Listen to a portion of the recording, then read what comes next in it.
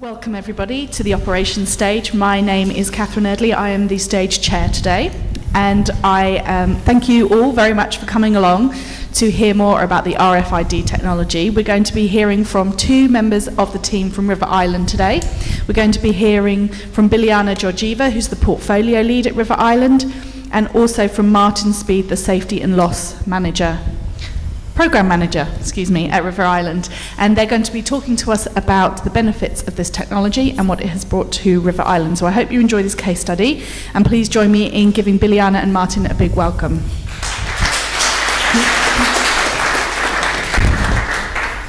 Good afternoon. That's a very loud mic. When Henry Ford asked his customers what they want, they said, faster horse.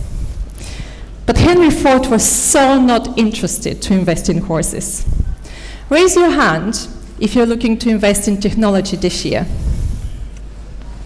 Come on, guys, the questions get easier from now on. Raise your hand if you're looking to invest in technology this year. That's better. And raise your hand again if RFID technology is on your roadmap for investment. So, where are you now on this journey? Maybe you've been wanting to implement technology, but you've been held back by the belief that it's going to take over 1 or 2 years to complete, which means that you're already behind your competitors. Perhaps you're not getting the results from your competitors already reporting, and you start thinking, what is it that you're doing wrong and they're doing right? If this is where you are right now, where would you like to be? What if there is a way to successfully implement technology which you can use to transform your business, increase the profit 5 to 10% within 12 to 18 months? And imagine you've been learning from other people in their knowledge, and you use this knowledge to lead success yourself. Raise your hand if you agree that you're currently experiencing all these problems and you want to have all these benefits. You need to transform your business and embed a new innovation to close this gap. Raise your hand. And it is this technology we're here to talk about today, the RFID technology. But what do I mean by RFID? Radio frequency identification. The only technology on the market right now which can give you live, 99% accurate information on the stock in all the stores you have, which means that you're no longer relying on the manual stock take, which companies do once a year. Let's face it. That also means that now you have a data feed based on the buying habits of your customers. Total retail sales last year reached $22.6 trillion, from which $2.3 trillion came from e-com retail sales. The projection for 2021 is $4.95 trillion. Everything you experienced in the last 2 years is about to double in the next 2 years. Then do you agree that you need to have a full visibility on everything you're selling as a base for your e-com platform and omnichannel? Yes or no?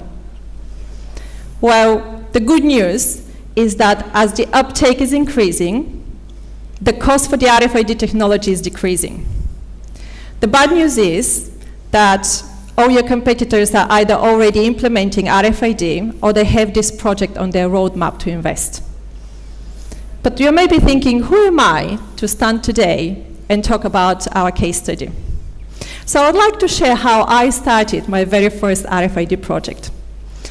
It is 1st of June 2014, and I'm sitting at Brasserie de Monaco on Port Hercule in the heart of Monaco. Formula One just finished, and it's still all cheerful and buzzing, mixed with the smell of burnt tires from the sharp brake of fast cars. I can hear the chanting metal from the guys disassembling the seat stands, opening up the view towards the tall $1 million yachts in front of the brasserie. Fred just came. the CEO of one of the leading retailers in Monaco. Now, if you don't know Fred, he looks like the younger version of Alain Delon, turning all heads around. But his face is not cheerful at all. Bilyana, this is tragedy. We expected 15% turnover increase and we have 60% loss. C'est pas possible. Fred, calm down, please, and explain. This is exactly what I'm asking my team to explain. All I had is replenishment issues, server issues, data issues. We cannot do this way. C'est pas possible. Imagine you're the COO of international retailer, and you just experienced such big loss from your biggest season of the year. What would you do? How would you turn things around?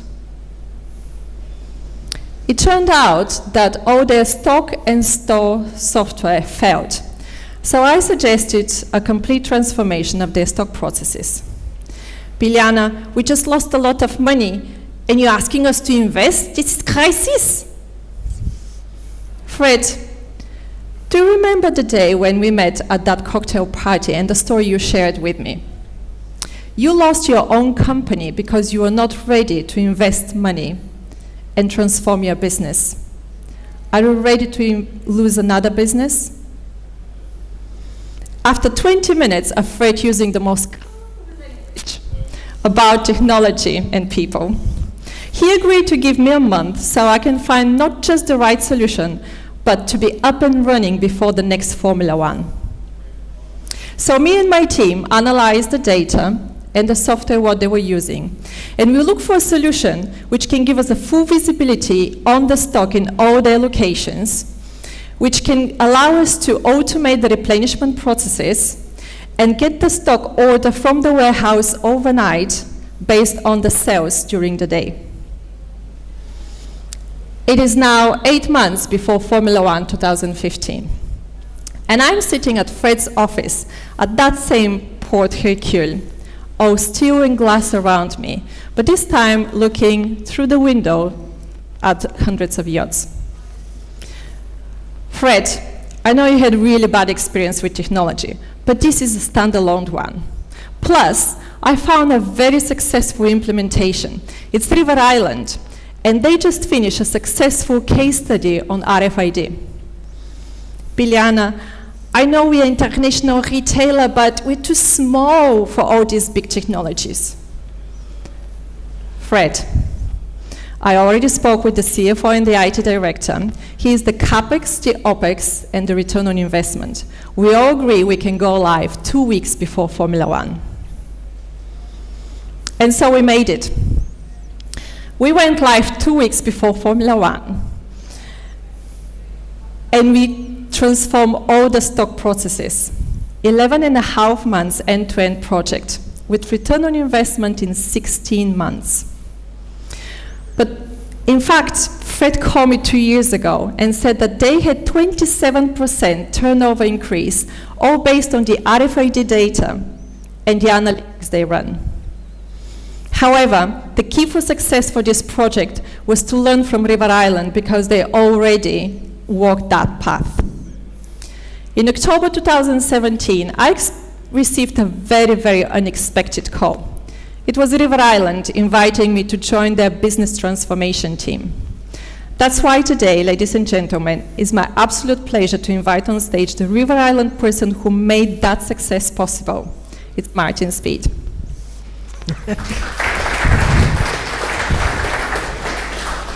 Wow, thank you, Bilyana. What an introduction. I'm very, very much feeling under pressure now to tell you all about the RFID journey that we've been through. But before I start, could I just have a quick indication of where you guys are on that journey? Summer's coming up, so let's use a pool analogy, a swimming pool analogy. How many of the people here, show of hands, are, so to speak, the pool boys of the RFID world, the suppliers, the guys who make it work. Hands up if you're a supplier, a consultant, brilliant. Thank you. Well, I hope my talk will give you some idea of things from the retailer perspective. And then for the retailers here, could I just ask how many of you are at the pool side, sort of looking in? So you're just looking to start with RFID, seeing what's out there, looking at what would make a business case. The people in that position? Excellent. When we started with RFID, then talks like this really helped us understand what we needed to do. How many of you have a toe in the water? So you're running trials, proof of concept. Hands up if you're in that sort of position. Only one or two. When we were there, that's when we really learned. So I do hope that what I have to say will help you. So how many of you are retailers and out in the deep end, swimming confidently, all rolled out? Excellent. Quite a few of you. Well, this talk probably hasn't got a lot for you, except to find out that I stole most of it from you, and you can just sit there looking smug. A little about River Island. We're a long-established British brand, started by Geoffrey Lewis from a bomb site in the East End of London selling wool. We started an innovative approach to retailing, fashion retailing, with Chelsea Girl in the 60s, and then in the 80s, Chelsea Girl and Concept Man got together and formed the River Island that you know and love today. We've got 350 stores. They're spread throughout the UK, Europe, Far East, Asia, and Africa. And we have a big online business trading through a number of websites, and also we've got 6 online stores of our own trading in 5 different currencies. So what am I going to go through? A little bit about where we are, and then I'm going to tell you a little about how we got there, the processes, what we do, and then move on to evolution and where we think evolution is going to take us. So the starting point for us now, where we are today, is that RFID is really delivering results. 97% stock accuracy, 5% of all our sales coming from stock that was only replenished because of RFID, and we've already reduced our stock file by 5% because our allocators now know that they can be confident about what's actually in the stores. We've got strong ownership. So we've got good ownership by our retail management teams, great buy-in by our store staff, and also a good buy-in throughout our head office. We had an internal conference recently, and all the head office departments presented on their vision for the future. Every single one of them mentioned RFID. Whether shop fitting or finance, they mentioned RFID. But of course, the real benefit is for the customer. So our customers now are much more likely to find their size on the shelf, because RFID replenishment and size availability checking has reduced our gaps on display by 50%. Also, when they look at our website to see whether we've got the product in store, it's accurate, so they're not wasting journeys traveling to find a product that was just a mistake in the stock file. And the store view is accurate. So that situation with our store staff where you say, have you got that in a size 14? Before it was, oh yes, there's one in stock. I'll go upstairs and have a look for it. Now they're springing up the stairs because if it says there's one in stock, they're confident. They know there will be one there to find. We've also got much better data. We've got much better insight because we've got our stock loss every week, we can implement loss prevention initiatives without waiting to see whether they work. So before, you either have an annual stock take, you have a starting point, a year later you find out whether your initiative worked. Now, within 6 weeks of weekly counts coming through, we can see whether it's working. If merchandising come up with a new way of displaying stock, we can see whether that's having a loss prevention impact. We've also got good information on the volumes on our shop floor and in our stockroom. Our allocation team are targeted with reducing the stock in our stockrooms, but it wasn't until RFID was giving accurate weekly figures that they were really able to measure that. Before, they assumed from what they thought the capacity was how much was left in the stockroom. So, how did we get here? Well, we worked to one really simple return on investment approach, laser focused, just accurate stock files from regular stock counts will lead to an increase in sales. And we didn't add to that the fact that we'll be able to reduce our stock on hand. We just focused on that return. That made a really good, simple business case. Of course, we had to prove that to the business, and we did that in 3 trials. The first one was just internal. It was us. We went out into the stores, we conducted counts, we made sure it worked with our products, our environment, our systems. That worked brilliantly, so we gave it to the store staff. The store staff then, in another set of trial stores, started again from scratch and again found that it was working well. To a certain extent, that proved case. But we had a third phase where really what we were looking at was making sure that we were ready for rollout and that our systems were in place to ensure that that arm's length training would work. What did we get as a result? Well, those stores started with 72% stock accuracy. So over a quarter of all the stock in those stores was either not there or not quite what we thought it was. During the trial, that stock accuracy went up to 97%. And because we'd used these phases of trials and we took RFID out afterwards, we knew that that was just RFID. Afterwards, it sunk back to where it was before. And that led to an increase in sales. Now, I'm sure some of you are cynically saying, well, stock accuracy, how does that really generate sales? And the answer is, it's because it eliminates critical out of stocks. What's a critical out of stock? Well, it looks like this. This is stock file information from our Cardiff store, last manual stock take. One line, it's actually black jeggings, size, 12R. And this was at peak season, so this was when we really wanted to make sales, and that's one of our flow lines, what some people would call our always in stock lines. Now, somewhat ironic title, we think.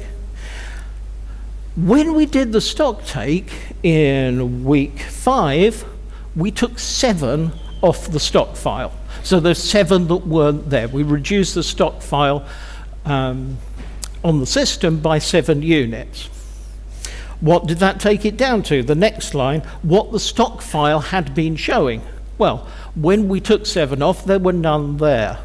Up till then, it had been showing 7 in stock.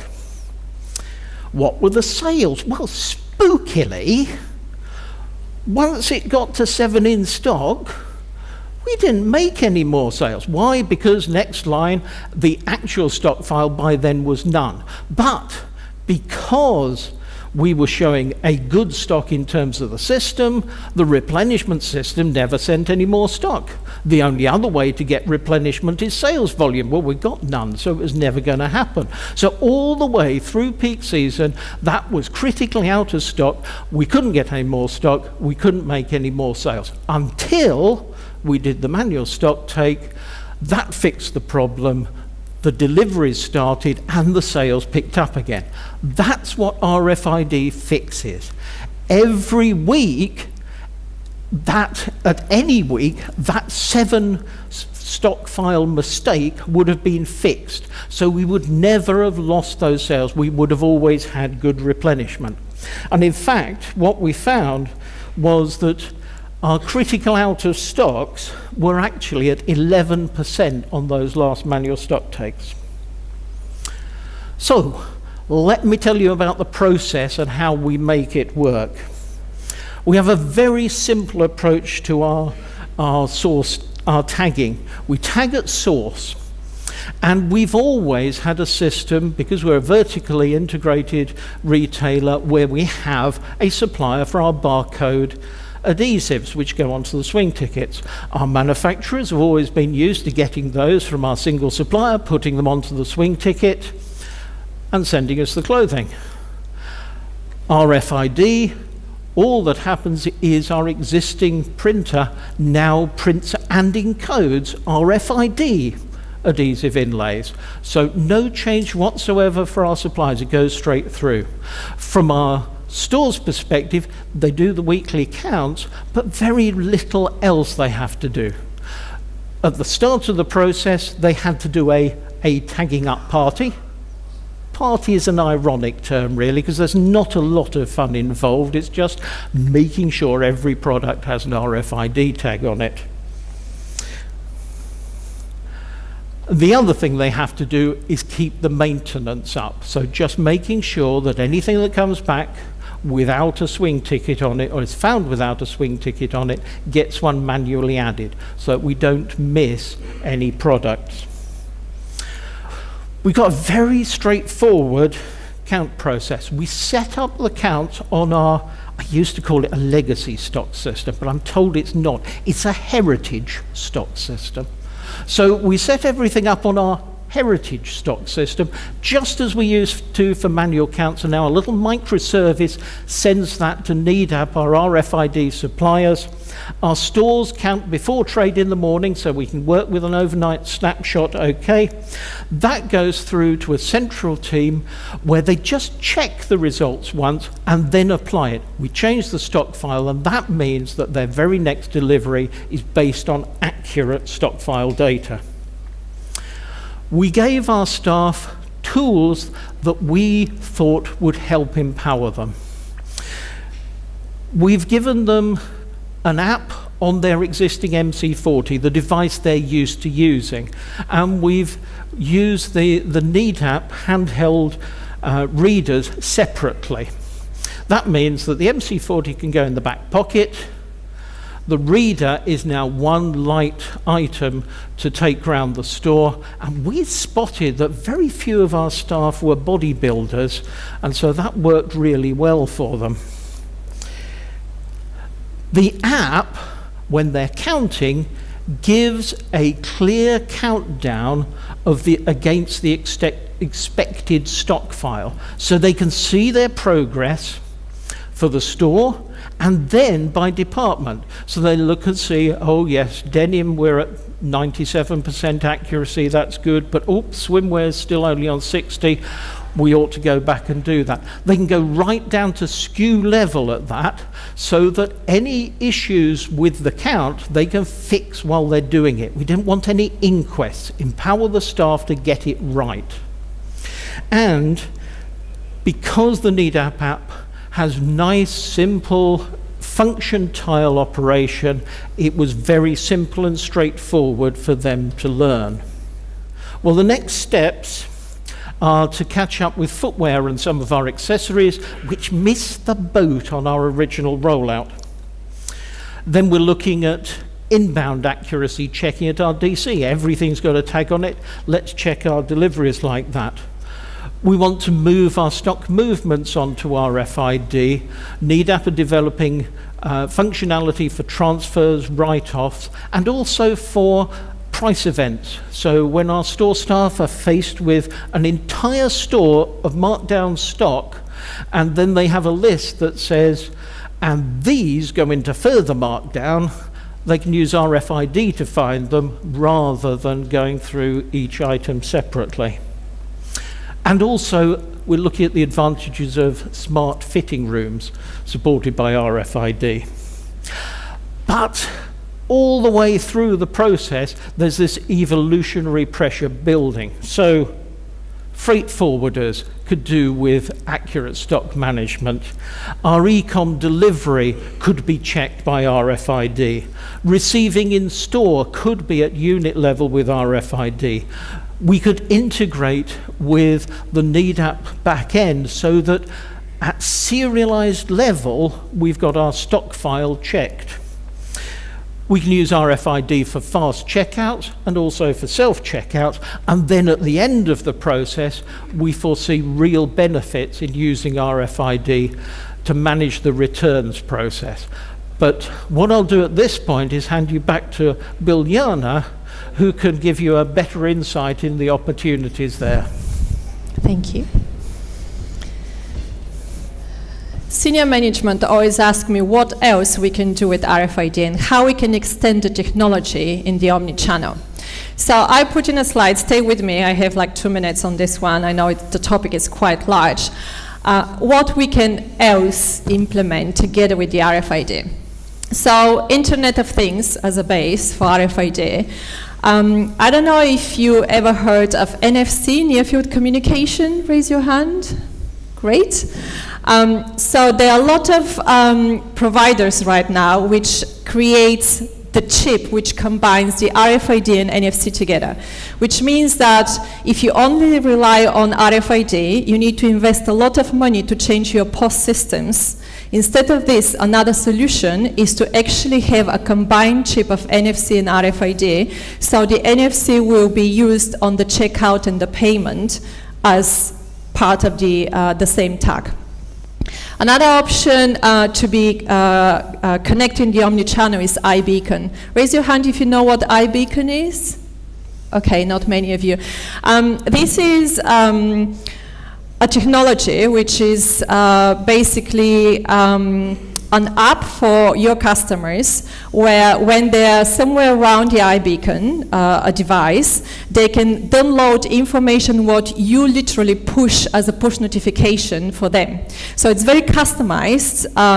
It's all based on purchase history. You can also use it to send them text messages, videos, audios, anything what marketing-wise you want to do. And it's great when you have some kind of promotions and you want to hook your customers for your products. Another option what we can do is smart mirrors. The picture here is one of many options. This one gives 360-degree view where the customer can see how the garment is looking on them from all sides. They can change the pattern, the color, a little bit the design, but there's so many versions of smart mirrors right now. They can even wear virtually stock which is not in your store right now. That's smart mirrors. And IP cameras. IP cameras are not just for security. They're also used to literally check heat maps of your stores. They're used to analyze the queues at the checkout point, the queues at changing rooms, and a lot more behind the scene on the IP cameras. And raise your hand if you heard of Amazon Go Store. So Amazon decided to have a little bit of fun, I have to say, and they created their very first Amazon Go Store where the people go in, pick the item, and leave the store. The fun part is that Amazon wanted to leave the customers with the feeling that they're stealing, which was very interesting. So what they did in Amazon is that they used the combination between RFID, so they know what they're selling. NFC, so the payment can go directly through their Amazon profile and bank payments. And IP cameras, so they know who is that person and they can charge the whole bill. And then they send the electronic receipt. So no payments, no queues, people go in, walk out straight away.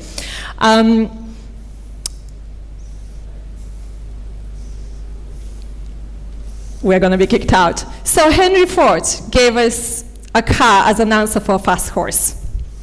My question to you is, what do you choose? A horse or a car? A manual process or very fast readers which can give directly data into your omni-channel database? Raise your hand if you want a copy of this presentation. Great. Okay.